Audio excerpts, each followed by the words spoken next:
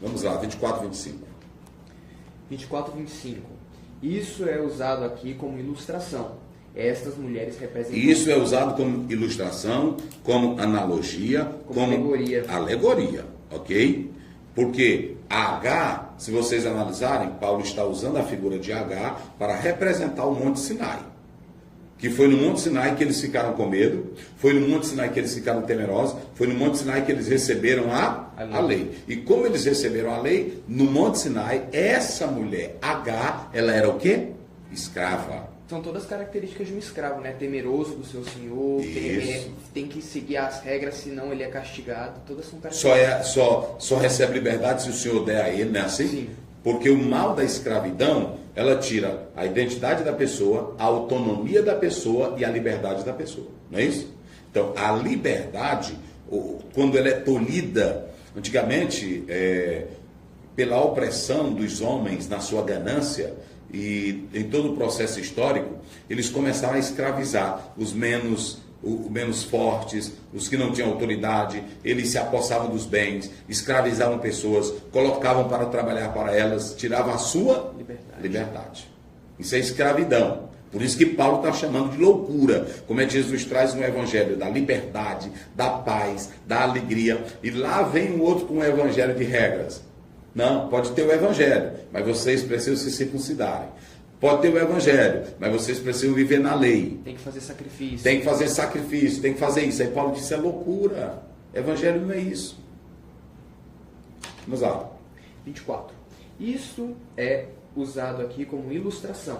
Estas mulheres representam duas alianças. Ó, duas mulheres, duas alianças. Qual é a primeira aliança? Uma aliança procede do Monte Sinai e gera filhos para a escravidão. Esta é Agar. Isso. Agar representa o Monte Sinai na Arábia, que corresponde à atual cidade de Jerusalém, que está escravizada com os seus filhos. Que corresponde, se vocês analisarem, o judaísmo antigo, ele estava ligado à lei, não é isso? Mesmo a Jerusalém terrestre, porque ela representa essa Jerusalém. Então os judeus ficaram escravizados à lei. Agora, quando você vem para a segunda alegoria, que é Sara, ela representa quem? A Jerusalém livre. A Jerusalém celestial. E entenda bem, aqui não está se falando da Jerusalém de Apocalipse, capítulo 21, 22. Ali é o estado eterno. Essa Jerusalém aqui, na analogia de Paulo, é a liberdade em Cristo. É o evangelho em Cristo. É a nossa posição nas regiões celestiais. Então não confunda a Jerusalém do Apocalipse com essa Jerusalém. Aqui é uma Essa Jerusalém que Paulo estava falando em Sara representa liberdade, representa graça, representa agora a nova posição em Cristo. A Sara é livre porque o filho dela vem de onde? Da promessa. Da promessa.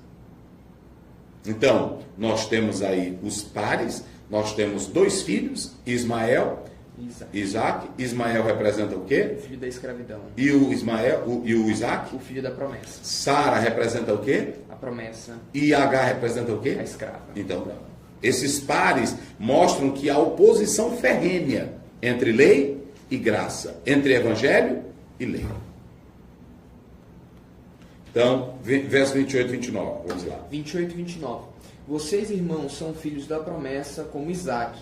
Naquele tempo, o filho nascido de modo natural perseguiu o filho nascido segundo o Espírito. Isso. O mesmo acontece agora. Aí Paulo está mostrando, olha, irmão, é muito claro. O apóstolo São Paulo, Jesus Cristo, todos foram perseguidos pelos legalistas. E aí, a Bíblia diz que quando Ismael tinha aproximadamente 14 anos, alguns falam em 17, aí Ismael, o Isaac tinha 3, mas quando foi desmamado, o que o Ismael estava fazendo na festa lá? Estava implicando com ele. Implicando com ele, zombando dele, desfazendo dele. Porque era a lei se opondo o quê? A graça. A graça. Você vê que a Agar quer também confrontar a Sara. Então veja que aqui você tem o Paulo mostrando que sempre houve oposição entre a lei e a graça. É a mesma coisa, a oposição entre a carne e o espírito. Então, essas oposições, elas são salientadas por Paulo para mostrar que os judaizantes estavam se opondo ao evangelho. Enquanto o evangelho é liberdade, João 8,32, conhecereis a verdade, e a verdade vos libertará. Então, eles, o filho da H representava a oposição à promessa, que era o Isaac. Gênesis 21, 9 diz assim: Sim. Sara, porém, viu que o filho de Agar, a egípcia, dera a Abraão, estava rindo de Isaac. Tá vendo? Estava zombando dele. Então veja que sempre houve o quê? Oposição. E o interessante é que a Bíblia mostra em Isaías 54, quando você lê, verso 1, nós não vamos ler aqui, mas quando você lê Isaías 54, verso 1, está falando que Israel, no plano de Deus, quando for no futuro, que se voltar para Cristo, será grandiosamente próspero. Vão multiplicar. Isso vai acontecer no milênio. Porém, agora Israel está estático, Israel está parado, Israel está imóvel. Por quê? Porque não viveu o Evangelho. Aí entrou em cena a igreja, que recebeu o Evangelho e se torna maior do que os judeus. Por quê? Está espalhando o Evangelho pelo mundo afora. Então, em quarto lugar, nós temos aí a outra Jerusalém.